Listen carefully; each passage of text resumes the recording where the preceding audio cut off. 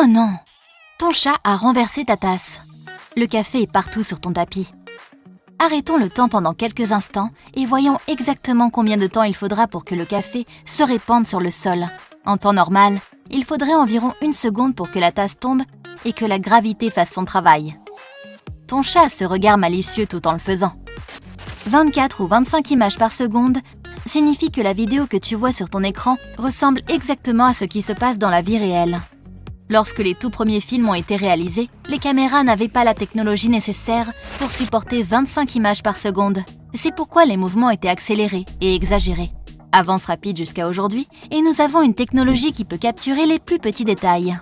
Avec les nouvelles caméras, nous pouvons regarder une vidéo avec 90 000 fps, images par seconde. Si tu la ramènes à 25 images, chaque seconde durera 1 heure. Certaines choses peuvent alors sembler assez ennuyeuses, mais parfois, 1 seconde peut contenir beaucoup d'événements passionnants. Ainsi, si ton chat renverse ta tasse et qu'elle tombe en chute libre sur ton tapis, tu verras chaque goutte de café tomber et être sur le point de toucher le sol. Dans un monde où chaque seconde en temps réel dure 1 heure, les petites choses du quotidien se figent pratiquement dans le temps. Tu as 1 heure pour faire ce que tu veux. Quand 1 seconde dure 1 heure, tu remets la tasse sur la table et tu déplaces ton chat dans une autre pièce. Bien sûr, tu récupères aussi tout le liquide en suspension dans l'air et tu le remets dans la tasse. Tu remarques un colibri dehors qui volait autour de quelques fleurs et prend son déjeuner. Un colibri peut battre des ailes entre 10 et 80 fois par seconde en faisant du surplace. Tu te tiens juste à côté de lui et tu vois le détail de ses ailes et chaque battement qu'elles effectuent. Une abeille est en train de récolter du pollen sur une fleur. Tu te diriges vers elle et tu remarques que ses ailes vrombissent aussi en haute définition. Une mouche vole autour de toi, mais tu la dépasses sans t'en soucier. Tu vois ton voisin qui promène négligemment son chien en laisse. Le chien est sur le point de pourchasser un chat errant. Tu peux voir ses yeux exorbités et le chat s'enfuir.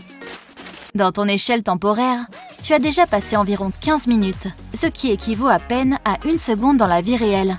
Ton corps agit encore selon son propre timing. Et tu commences à avoir faim.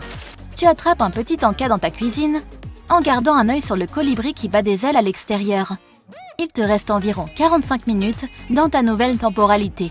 Tu décides de les utiliser à bon escient et de faire quelques tâches ménagères pour t'épargner du temps réel. Tu ouvres le robinet pour faire la vaisselle, mais il n'y a pas d'eau qui en sort.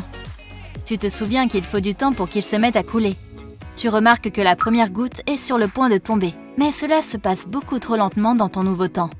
Tu décides donc de passer à autre chose, comme dépoussiérer certaines étagères.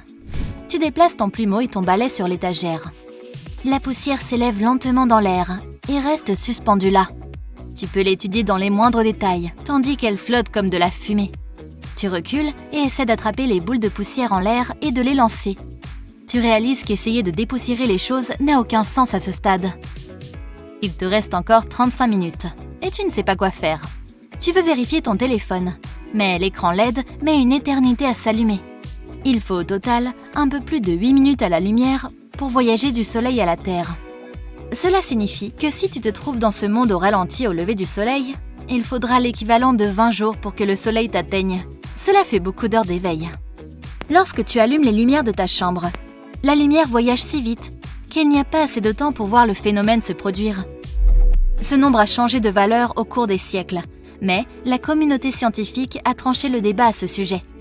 Si tu vivais dans de telles conditions, cela pourrait être la seule façon de mesurer correctement la vitesse de la lumière. Le nombre qui a été donné n'est qu'une estimation basée sur la physique réalisable dont nous disposons. Les premières choses à connaître pour mesurer la vitesse de la lumière sont la distance entre 2 points et le temps qu'il faut à un objet pour voyager entre le point A et le point B. En divisant la distance par le temps, tu obtiendras la vitesse de la lumière. Un bon moyen de mesurer la vitesse de la lumière est d'utiliser des miroirs et des faisceaux lumineux. Tu pourras obtenir un environnement contrôlé pour l'expérience avec une distance égale et une vitesse égale. Mais le principal défaut est que tu obtiendras le trajet aller-retour du faisceau lumineux du point A au point B plutôt que le trajet aller simple du faisceau lumineux de A à B.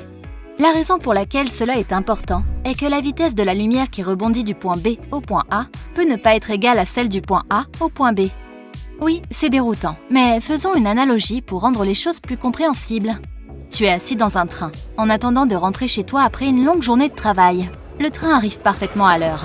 Alors qu'il se met en branle, tu t'endors sur ton siège. Un instant avant, tu vérifies l'horloge et tu vois qu'il est exactement 21h.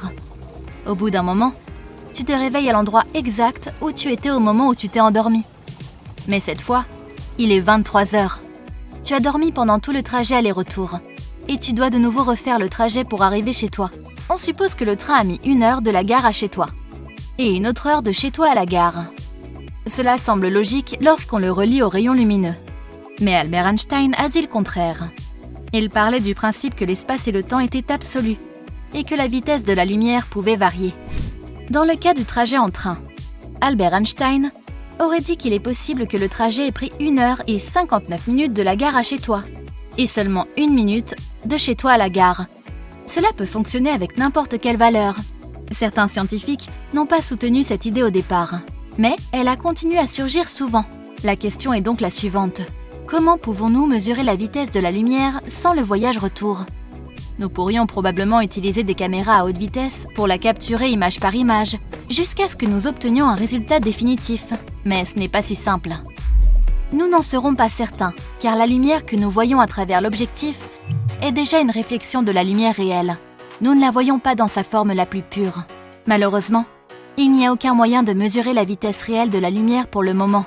Le nombre que les scientifiques ont trouvé est juste une façon de la concevoir sans vraiment connaître sa valeur réelle. Nous avons besoin de ce nombre pour faire des calculs en mathématiques et en physique, afin de mieux comprendre notre monde.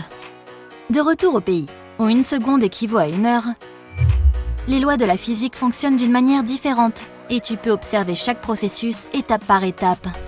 Tu retournes dans ta cuisine et tu essaies d'allumer la cuisinière pour voir comment le feu démarre. Tu peux voir les étincelles se former avec une petite flamme en devenir. Il y a de l'eau autour qui se transforme lentement en vapeur.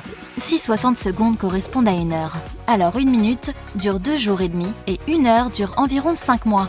Un jour durera un peu moins d'une décennie et 1 mois durera environ 300 ans. Une année complète sera équivalente à environ 3600 années normales. Dans cette réalité, notre corps vieillira en fonction de son fonctionnement interne. Donc, si la durée de vie de ton corps s'étendait sur de nombreuses années et que 365 jours correspondaient à 3600 ans, tout ce temps ne te suffirait même pas pour te laisser pousser une queue de cheval.